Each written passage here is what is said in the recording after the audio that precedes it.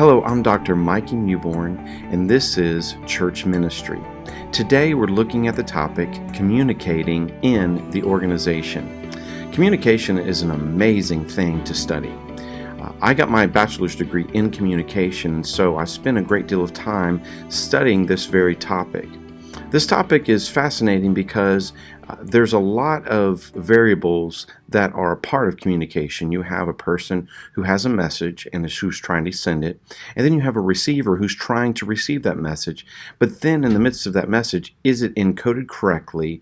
Is it decoded correctly? And is there any type of issues that are going on to hinder the communication? So there's a lot to look at when we look at this topic. But not only that, when we're looking at it within an organization, is it clear to everybody? Does everybody understand it, and do they understand it well? And so we're going to look at that today. It's good to be with you. Let's begin our study. Hello and welcome to Church Ministry. Today we're looking at the topic communicating in the organization. We're getting our outline notes from Kenneth Gangel's book, Team Leadership. It's so good to be with you today. Let's begin our study. As we look at the idea of communicating in the organization, we're going to focus in on development of the communication process. Donald Eli said, "There is nothing quite so wonderful as a good idea. There is nothing so tragic as a good idea which cannot be communicated." Wonderful quote there. And it leads us to this model. And I want to show you this communication model. I have a bachelor's degree of communication, so I had several communication courses throughout my time in college, bachelor's degree, and I saw this model time and time and time again. And it really helps you to see what's going on with people. Now, there are different ways to draw this model. Sometimes they use people, sometimes it's just using the idea of the source of something, and the sender could be the source, and there's a receiver that could be a group of people. It could definitely be one person, but it could be a large group or a smaller group, whatever it might be. But you have this interaction that's taking place, and this is what the model looks like. And so in this model, you're going to have a sender and a receiver. You're also going to have a channel in between with the message, and then you're going to have feedback. You're going to have an encoding going on with the sender, decoding going on with the receiver, and then in the middle of all of that is this issue of noise. What is it that could be distorting the message? And so that's what you're going to see there. And so you can have all the good ideas in the world, but if you do not have a right way to express those ideas, you'll never get anything done. I kind of think of it this way. It's like having all the medicine that's needed for a cure, but you need a syringe to inject it into somebody. And if you don't have a syringe, how are you going to do it? And so you need that right way to go about it. You need the right mode, or you need the right, maybe it's the method, maybe you need the right platform or channel to do that. So we're going to look at that a little bit today. Now, as we get going into this, I want to start by defining some of these things. The source, also known as the sender, begins in the mind of the sender. The source can be a short sentence or a long oration. It can be either way. So when we're thinking about what's being thought up in the sender's mind or the source's mind, it could be a short statement, or it could be a very long statement that they've worked out. It could be a whole speech. It could be a sermon, however you want to look at it. But whatever it is, it's already been worked out in their minds, and that's what they're doing there. And then there's this encoding process that takes place as well in the mind. Once the sender has decided upon the message, the idea is transmitted through some form of communication. So now the sender is deciding upon that message, how it's going to get across. How am I going to communicate it? Is there going to be some kind of hand gestures? Are there going to be visual aids? Or is there going to be certain kinds of eye contact where there'll be facial expressions and what will it be written or vocal, or what will it be? And so that's the process of encoding. How do I get this across? What's the plan with all of that? And so you see that happening there. Then you also have the receiver. And with the receiver is a person who receives the message or takes it in. So they're either going to see it from in a visual way, or they're going to hear it. And in most cases, you see and hear what's going on. So you hear what the person is saying, but then maybe you also see how they're saying it. And is it a passionate plea, or is it something that's just informational and it's important, but it's not urgent, whatever it might be. So the receiver is going to take all that information in, and then he is going to work through this process called decoding. In the process of decoding, the message is received and comprehended by the receiver. So he's taking it in, he's getting all the information that he needs, then he is going to break it down and comprehend it. And in this process, it is very important that he knows and works through the comprehension. So he's listening, hopefully, with the idea of understanding, not just simply responding. So he's listening with intentionality, listening to comprehend what the sender is giving. Then what's going to happen in that is there's going to be this form of feedback that he's going to give. Feedback is helpful for the receiver to communicate her understanding of the sent message. It also affirms whether the receiver is listening intently. So when the sender or the source encodes a message and then sends it through some type of channel or platform, sends it out, the receiver takes it in, hears it, decodes it, and then gives feedback to whether or not they agree or not agree, and then they give some kind of feedback that helps the person know where does the conversation go from here. And so some people are very good with conversations, some people are not. Some people are more like conversationalists. They can bounce back and forth through conversations, and it just seems like they've been talking together their whole lives. They know how to work through that. But sometimes that's not always the case.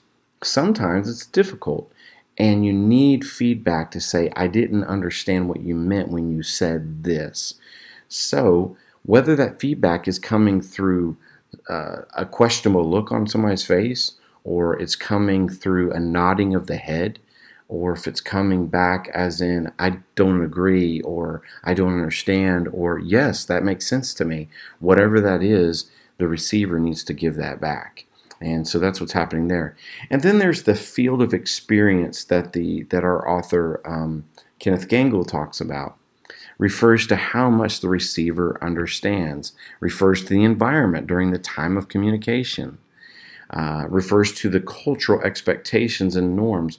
So there's all types of experiences taking place. There's all types of things that can take place, because when communication is happening, there could be nuances there that you don't know. There could be cultural differences that you're not aware of. And so you have to work through those things. And sometimes, to make sure that communication is clear, many questions will have to come in the feedback area and say, I don't understand. Can you please explain this further? And then they can work through that. One of the difficult issues is if you travel a lot, you might go to another country, and some of the cultural differences will cause problems between communication. You might say something that offends somebody without trying to be offensive, because that's not what they are used to in their culture. And so you have to be able to work with people and really explain things through interpersonal communication, because if you don't, you're going to have big issues. Now, this is a huge issue in the church, because we have to make sure that the lines of communication are open, that we're extremely clear with what we're saying, and that the culture is a culture of being open and being able to share what people are struggling with, or being able to say, hey, I don't understand, instead of remaining quiet in the staff meeting because they don't want to speak up or they don't want to sound ignorant. So in this case, they need to speak up. They need to say, I don't understand. Can we go over that again? And so that's helpful when you know those types of things. Now, there's the messages of communication. So when we're thinking about the messages of communication, let's look at these different thoughts on it. What the source intends to say. So there are things that the source is intending to say, but it may not come out as clearly as they had hoped. However, you might even know, as the receiver, know what they were intending to say. So it's not that big of a deal because you can just work through that, maybe make a funny comment and move on. What the source actually says. Now, this is important. Maybe they intended to say something, but they didn't say it that way. And then they actually said something else. And so it's important to know what is truly being said so that there can be good feedback with those things. What the source thinks he has said. So I know as a preacher, there's many times I've preached sermons and something came out of my mouth that was just an incorrect statement. Now, I didn't intend to say it, and I thought I said the right thing, but what actually came out was the wrong thing. Maybe I said Moses instead of Noah when referring to an Old Testament passage. Who knows what I might have done or misappropriated some people into a certain area. And that's completely reasonable or understandable. But we have to be clear in what we say, because if we're not, people can get the wrong idea and do something that is hurtful to the organization because they didn't hear us clearly. And then there's the idea of what the receiver wants to hear. So he or she has in her mind, hey, this is what I want to hear, and this is what I'm paying attention to. And almost in this type of thinking, they will twist what's being said to fit their needs. And then what the receiver really hears, that really matters. And then what the receiver thinks he heard. So, not sure, but maybe he's going to act or respond a certain way because he thinks he heard this. And so these all matter when we're talking about the message of communication. Some good things to look at there. Also, suggestions for improving communication in leadership situations.